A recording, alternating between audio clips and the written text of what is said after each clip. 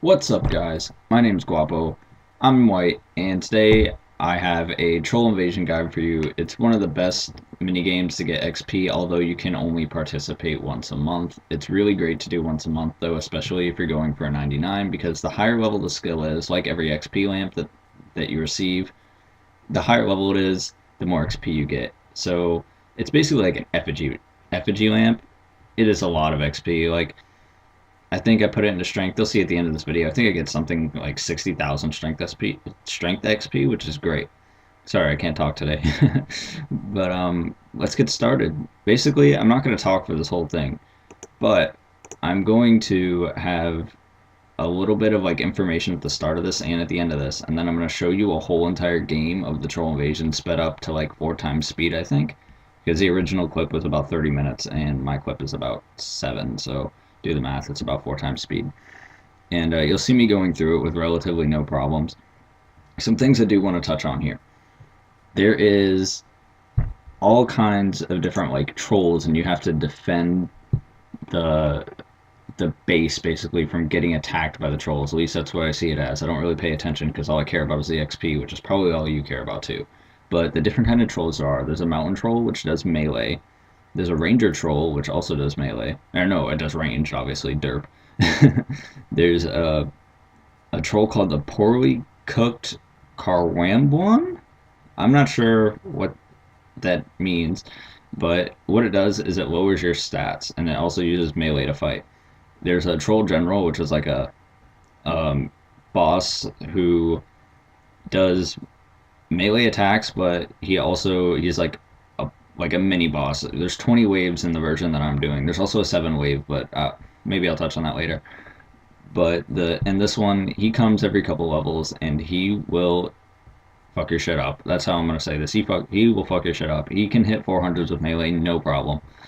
So you definitely want to pray melee when you're fighting him. There's a wizard who uses magic attacks. The troll father and then the troll runts go together. The troll father only appears when there's troll runts because I guess it's like his kids.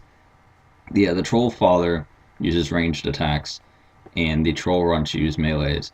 There's also a summoner which uses magic to attack, and he does like some weird things. He like makes octopus tentacle looking things come out of the ground. They do tons of damage, and that's what I almost died to in the video if you watch the whole thing through. It will do like sustained damage over time, and it'll just keep adding up, and if you don't pay attention, it'll kill you. There's also a dynamite troll, which will run straight for your supply table, which I'll be explaining in a second. And the dynamite troll will destroy the supply table if it gets to it without you attacking it. So if if you ignore him and just let him run to your supply table, it will destroy it and you won't be able to heal. The way you can avoid this is by hitting him and running away, and he'll explode wherever you hit him. But if you don't run away, he'll hit you with about 200, maybe 400, like in between 200 and 400. And then the final boss of this, on the 20th wave of all of this, is the boss's name is Cliff, and he uses all kinds of attacks. It's melee, magic, and ranged, which will he's not as much of a challenge as some of the other levels, honestly. If you just pray ranged on him, you don't even get hit. You'll see at the end of the video when I defeat him. Alright, so what you're going to want to do for like the first few levels here is you're just going to want to pray range when you see a ranger and take out the melees first. You'll notice that the rangers will do this thing where they tend to like heave a gigantic rock into the air, and you'll see me get hit by it. It hits me with like 400 or 500, something around that. And if you don't move out of the way, even if you're praying range, it will still do damage on you, and that is what will get you killed in this, as well as those stupid summoners I was talking about. So you're going to want to move out of the way of those, and then besides that, just take out the melee trolls, and then once you're done, you can go kill the rangers. And whenever there's a poorly cooked Karambwam, which is the little guy that lowers your stats that I was talking about, you're gonna want to go kill him first, because he will lower your stats, and then that's also one of the reasons why you bring super restores with you.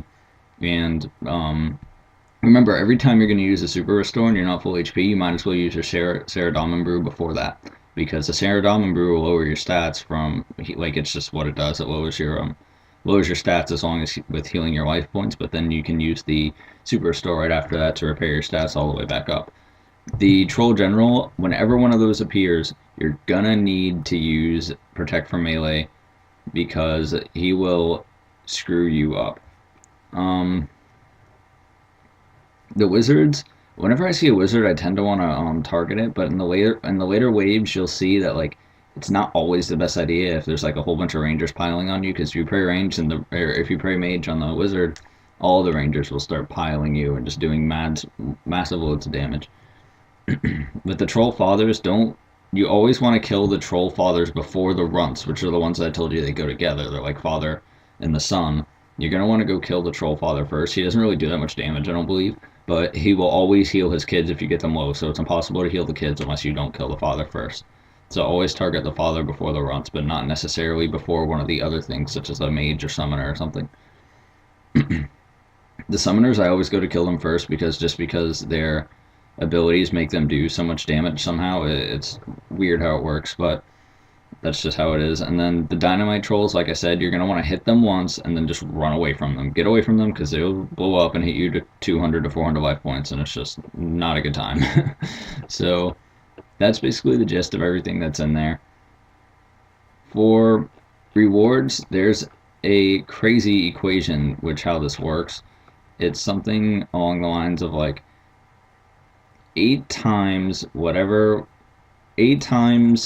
level you reach and then the max level. So say you do all 20 levels and there's 20 levels max, so obviously it's going to be 20. 20 over 20 is 20, right? No, 20 over 1 is 20.